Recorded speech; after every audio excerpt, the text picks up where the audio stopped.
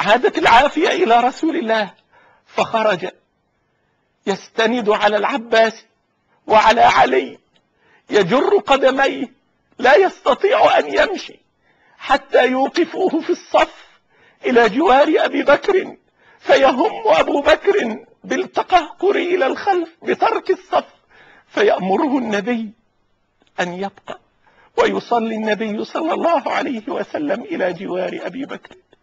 فلما انصرف الناس من الصلاة كادوا أن يفتنوا فرحا، كادوا أن يفتنوا سرورا أن رأوا رسول الله صلى الله عليه وسلم بعد 7 ليال يصلي معهم. ويدخل النبي إلى بيته مرة أخرى، وكانت هذه آخر مرة وآخر صلاة يصليها رسول الله صلى الله عليه وسلم مع الناس. وفي اليوم الثاني في صلاة العشاء يأمر النبي صلى الله عليه وسلم بأن يكشف الستار التي على بيت رسول الله، فينظر إلى المسلمين وهم يصلون صفوفا والمسجد ممتلئا، فيتبسم النبي صلى الله عليه وسلم، وتكون آخر نظرة من رسول الله إلى أحبابه، إلى أتباعه، إلى المسلمين.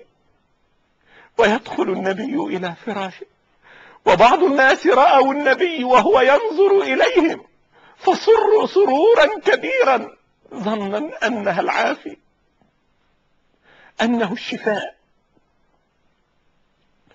ويدخل عبد الرحمن بن أبي بكر على رسول الله صلى الله عليه وسلم، وكان قد منع عن الكلام، احتجب واحتبس لسان رسول الله صلى الله عليه وسلم من شدة المرض، من شدة الألم. والنبي صلى الله عليه وسلم رأسه على صدر عائشة وملقى على حجر عائشة، وتمسك عائشة برأس رسول الله صلى الله عليه وسلم.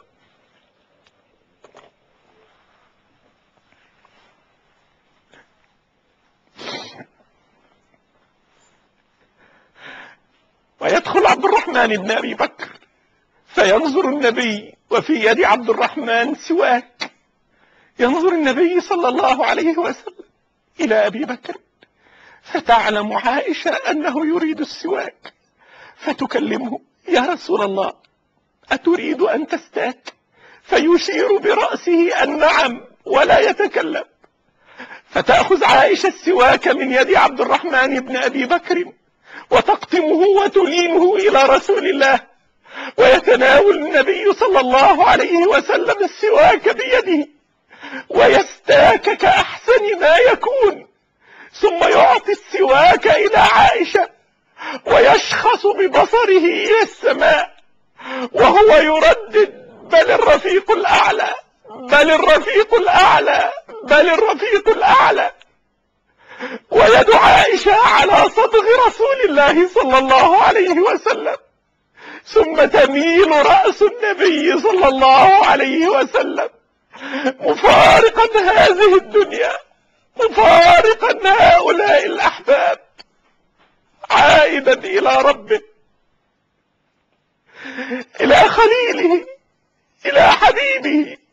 تنظر عائشة إلى وجه رسول الله، وينظر من في الدار إلى وجه رسول الله، فيعلم أنه قد مات، أنه قد فارق هذه الدنيا، فيأخذون في البكاء ويجهشون ولا أحد منهم يعلم ما يفعل، حتى يخرج عبد الرحمن بن أبي بكر إلى المسجد وينادي في الناس: أيها الناس، مات رسول الله.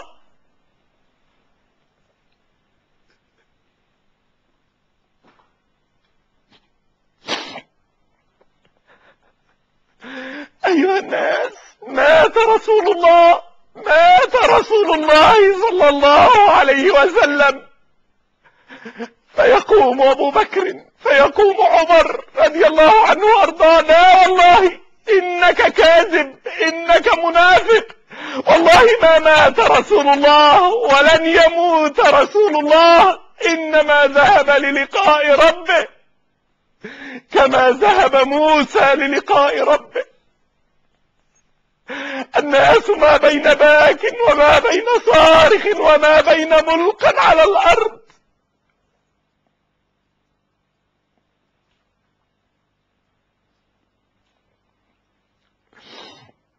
ويدخل أبو بكر رضي الله عنه على رسول الله فيجده ما زال على صدر عائشة، وعائشة تبكي، فيتناوله أبو بكر وينيمه على سريره ويقبل بين عيني رسول الله: ما أطيبك حيا وما أطيبك ميتا يا رسول الله. ويغطي أبو بكر وجه رسول الله بوسادة بردائه ويخرج يبكي، فيجد الناس هكذا، ويجد عمر شاهرا سيفه فيصعد المنبر وينادي: أيها الناس، أيها الناس، اسمعوا إلي، ويتلو الآيات: وما محمد إلا رسول قد خلت من قبله الرسل، أفإن مات أو قتل انقلبتم على أعقابكم. أيها الناس، من كان يعبد الله فإن الله حي لا يموت، ومن كان يعبد محمد فإن محمدا قد مات، فإن محمدا قد مات. يقول عمر بن الخطاب رضي الله عنه وارضاه: فوالله ما علمت أن رسول الله وما صدقت أن رسول الله قد مات إلا من أبي بكر. وكأني أستمع إلى هذه الآية أول مرة. يسقط عمر مغشيا عليه ويسقط السيف من يده، وعلي يبكي منزويا في ركن للمسجد، وابن عوف يبكي ملقى على الأرض. مات حبيبهم، مات حبيبنا، مات رسولنا، مات خير خلق الله.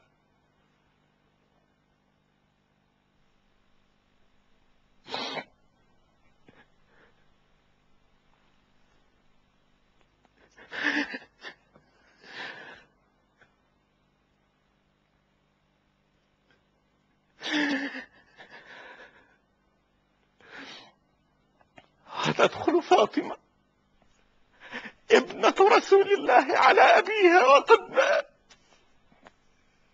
وما تصدق، مع أنه كان قد أخبرها وأصر إليها أن هذا المرض مرض موتي يا فاطمة، وأنت أول أهلي لحوقا بي. تبكي عائشة، تبكي فاطمة، ويأتي زوجها علي بن أبي طالب وتخاطبه فاطمة: يا علي، أمات رسول الله؟ أمات أبي؟ أمات ابن عمك يا علي؟ فيأخذها علي إلى بيتها، ولا يصدق أحد أن هذه الدنيا ستبقى بعد رسول الله صلى الله عليه وسلم.